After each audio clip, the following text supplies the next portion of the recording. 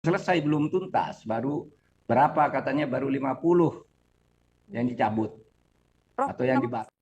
Pertama itu kan ada sertifikat yang sudah diumumkan ilegal. Nah, sertifikat yang ilegal itu kan dikeluarkan oleh siapa, tanggal berapa, pejabatnya siapa. Itu aja panggil dulu. Kenapa kamu mengeluarkan ini?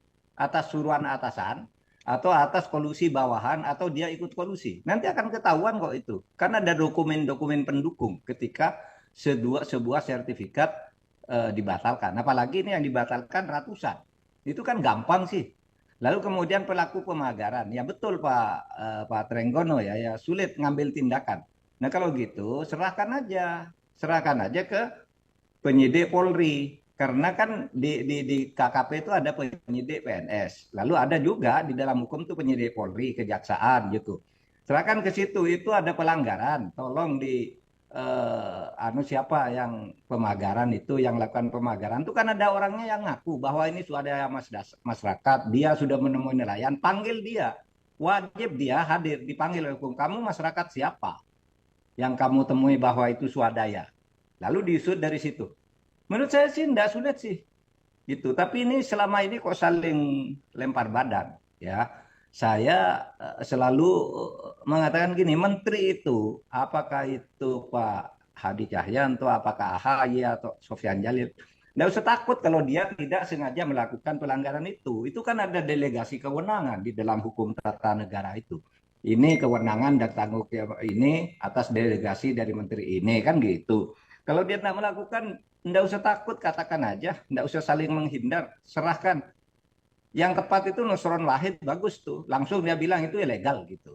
Dia tidak terlibat gitu, tetapi pasti ada yang terlibat sampai ada 263 sertifikat ilegal baru di situ, baru di tempat yang Tangerang itu, belum di daerah-daerah lain di Indonesia. Nah kalau kita mau tertib dan mau aman negara ini, ya ini supaya ditindaklanjuti secara hukum pidana gitu, bukan teknis administrasi. Teknis administrasi terebutan semua datang ke pemagaran itu, ada yang ingin memaki-maki, ada yang langsung membongkar rame-rame gitu. Dulunya enggak ada yang mau gitu, baru sesudah presiden memerintahkan lalu rame-rame gitu. Apa perlunya begitu? Sebenarnya satu institusi aja asal efektif gitu, Cindy. dari polisi. Oke, Prof, tapi kan polisi bilang masih menunggu investigasi dulu dari KKP. Emang harus birokrasi seperti itu atau sebenarnya polisi bisa langsung aja mengusut? Bisa begini, di dalam KUHP itu disebut penyidik utama itu adalah Polri. Lalu PPNS itu adalah penyidik pembantu. Oleh sebab itu ada kewajiban koordinasi. Nah kalau ini KKP-nya tidak segera memberitahu, Polri dong turun karena penyidik utama. Yang benar itu sekarang yang dilakukan oleh Kejaksaan Agung, meskipun mungkin terlambat seminggu lah ya. Kejaksaan Agung sudah memanggil tuh lurah untuk penyelidikan karena dugaan pelanggaran pidana di dalam pemagaran laut dan izin-izin pengkaplingan itu, izin-izin yang dilakukan untuk pemanfaatan laut. Nah itu udah dipanggil oleh kejaksaan tanggal 22 kemarin. Sudah agak terlambat, tapi udah betul. Tidak usah nunggu gitu. Itu gampang kok kalau sudah lurahnya itu dipanggil ya Pak Lurah Kohot itu. Kenapa kamu mengeluarkan itu, mana dokumennya, mana letter C-nya, dan seterusnya itu kan bisa dilacak. Apakah letter C itu baru dibuat, sesudah ada itu atau tidak. Itu sekarang teknologinya gampang kok. Membuktikannya gampang kok. Gitu.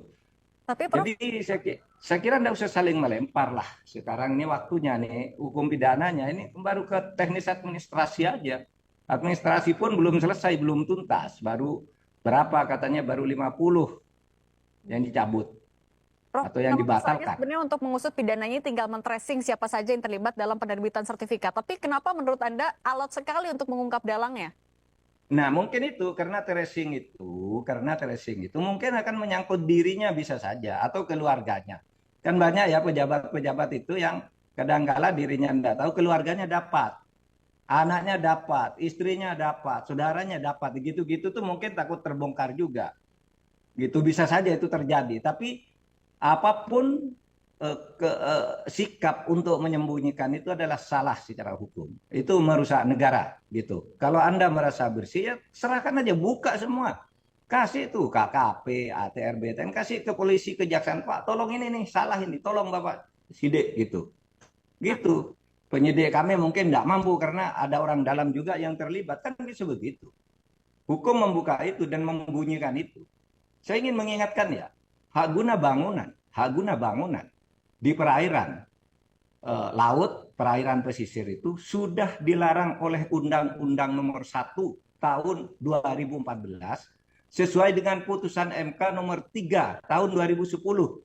Dilarang pemberian hak bangunan, hak usaha dan sebagainya kepada perorangan dan korporasi di perairan pesisir. Itu jelas bunyinya. Yang dibolehkan itu adalah eksplorasi dengan izin tertentu, bukan seperti itu. Izin tertentu itu misalnya reklamasi, eksplorasi apa? Eksplorasi terhadap tambang-tambang di bawah laut gitu. Itu boleh dengan izin tertentu.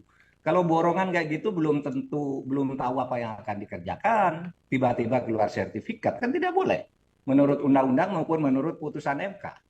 Prof. Mahfud, tapi kalau selama Anda masih menjabat sebagai Menko Polhukam saat itu, pernah ada laporan atau isu terkait pagar laut yang mencuat juga kah? Tidak ada, tidak pernah ada. Makanya ini mengagetkan dan semuanya saling lempar badan.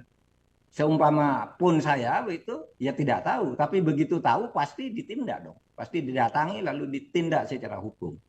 Dulu memang pernah ada, tetapi bukan pemagaran, yaitu upacara 17-an ketika tahun pertama itu saya menjadi Menko Polhukam. Upacara 17-an itu di sana bendera merah putih tidak boleh, kabarnya ini ada video bahwa di PIK 1 itu tidak boleh ada bendera merah putih.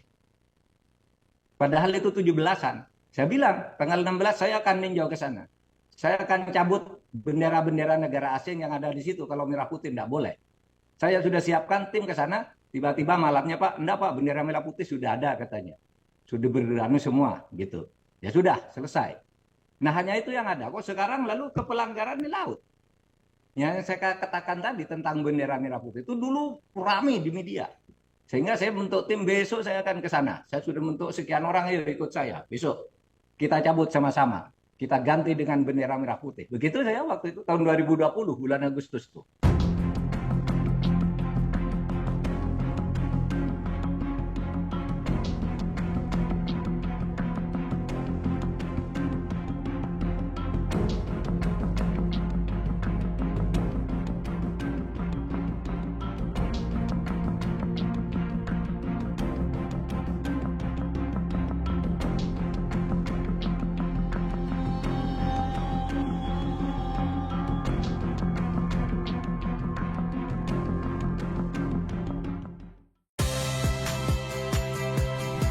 Saya Audrey Chandra, saksikan program-program Kompas TV melalui siaran digital, pay TV, dan media streaming lainnya.